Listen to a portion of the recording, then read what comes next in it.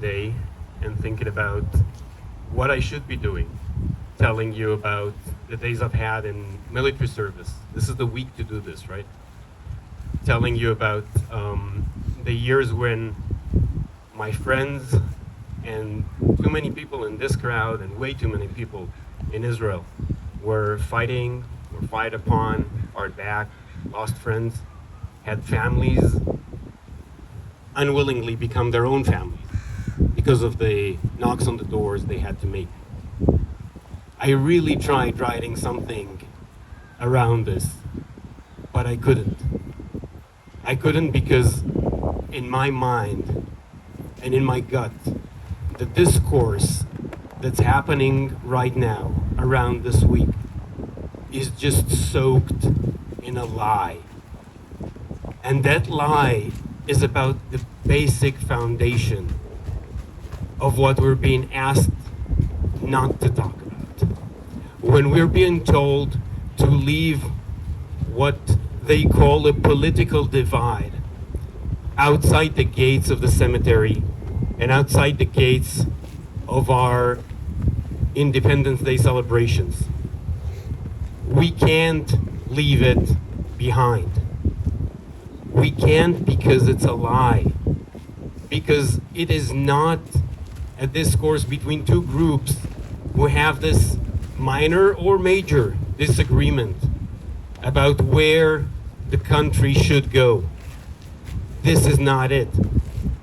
This is not a reform about how Israeli democracy, how Israel should conduct itself going forward. It is not. It is just another lie in a very long and painful line of lies. We are looking at an indicted head of state who's trying to make the Israeli parliament a safe harbor for criminals, who's trying to choose his own judges, who's trying to scare the judiciary, who's trying to make any majority in the Knesset able to cancel any judgment. It's that simple. Anything else, any other color and any other paint trying to camouflage that kind of argument is a lie. Like the lie about this being a reform, this being some sort of return to balance between pieces of the Israeli government. Like the lie about the economy. Like so many other lies we've been hearing in the last 16 weeks. And with these lies out there, with these families of which I know so few, because more than 24,000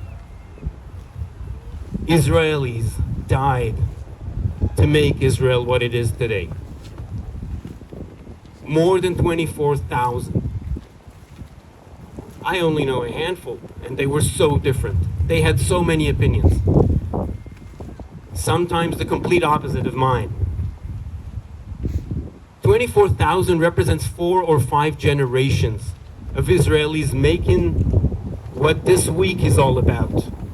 This week is about the Israeli miracle. It's not a religious miracle. It's a miracle made by men and women over generations. And I can tell you one thing with some certainty about these 24,000 and their families and the people around them that made this happen over generations. They were fighting for many different things. They all had different flavors of that miracle. But one flavor it didn't have. It wasn't to be tossed away for the skin of one man. It was not. This is a waste of our miracle. You're right. Shame, shame, shame. Especially this week. Especially around these days. I'm not the first one and I'm not the last one saying it's a waste.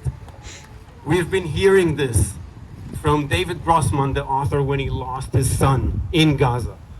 We've heard this from so many families. We have been wasteful of this miracle.